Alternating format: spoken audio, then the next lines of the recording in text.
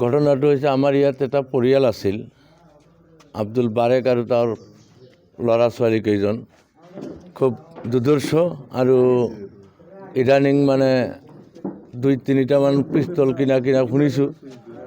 তাৰ মাজতে এই দুদিনমান আগত চাপৰ আৰক্ষী চকীৰ ভাৰপ্ৰাপ্ত বিষয়া মহোদয়ৰ সহযোগত গোটেই ৰাতি পৰিশ্ৰম কৰি শুনিলোঁ যে ৰাতিপুৱা এনেকুৱা আমিতো ৰাতি টোপনি মাৰিছোঁ, ৰাতিপুৱা শুনো যে এনেকুৱা কথা। চাপৰ থানাৰ আৰক্ষীয়ে মোবাইলতো পালোঁ। মই ভিডিঅ'টো চাই পোনপ্ৰথমে আৰক্ষী বিষয়াসকলক কৰ্মীসকলক সকলোকে আন্তৰিক মই ধন্যবাদ জ্ঞাপন কৰিছোঁ। আৰু যিহেতু লগতে আৰু এটা কথা শুনিলোঁ যে এটা পিস্তল প্ৰশাসনে উদ্ধাৰ কৰিছে, আৰু এটা আব্দুল বাৰেকৰ আৰু এটা ল'ৰা সাদ্দাম বুলি নাম জানো আমি, সি লৈ পলাই গৈছে। তো এইটো লৈ আমাৰ এই 2টা গ্ৰামৰ 3টা গ্ৰামৰ মানুহ এই ৰাস্তাৰ ওচৰতে ঘৰ অহা যোৱা কৰোঁতে বিভিন্ন প্ৰকাৰ ধমকি ইমান দিন দিছিল, ডেগাৰ লৈ, দা লৈ, পিস্তল লৈ। তো সেইটো লৈ আমাৰ ইয়াৰ দুখীয়া ৰাইজ বিৰাট শংকিত।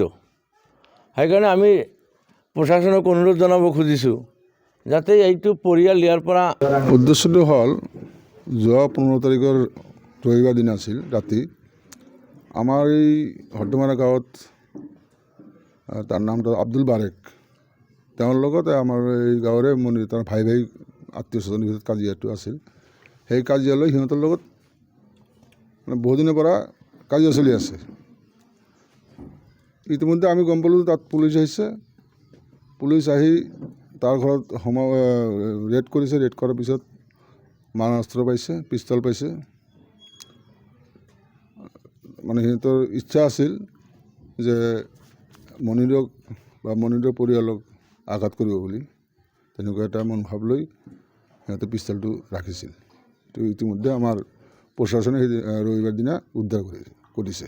আমি এতিয়া প্ৰশাসনৰ ওচৰত আমি অনুৰোধ জনাম যে আমি শুনা মতে তাত 2টা আছে।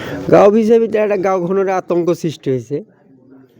আতংকত আমি ভুগি আছোঁ। আতংকৰ পৰা আমাক অব্যাহতি প্ৰশাসনৰ পৰা যিখিনি কৰিছে আমি শুনা পাইছোঁ, যথেষ্ট তেওঁলোকে প্ৰশাসন মানে আমাক বহুত হেল্প কৰিছে। যে এওঁলোকৰ যিবিলাক মৰণাস্ত্ৰ মই জীৱনতো ভবা নাছিলোঁ আমাৰ গাঁওখনৰ শান্তিভাৱে এওঁলোকৰ মাজত সৰু সুৰা কাজিয়া পেচাল হয়, আমি ইমানখিনি ভবা নাই।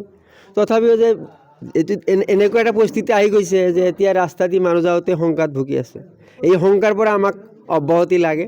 আমি চবেই বিচাৰোঁ, আমি শান্তি কামনা কৰোঁ যে আমাক যাতে প্ৰশাসনৰ ফালৰ পৰা আমাক যাতে নিৰাপত্তা দিয়ে, যাতে এই দুষ্কৃতি যিটো হৈ আছে দুষ্কৃতিকাৰীক দমন কৰিব লাগে। এইটো আমাৰ মানে প্ৰশাসনিকভাৱে আমি আশা কৰোঁ।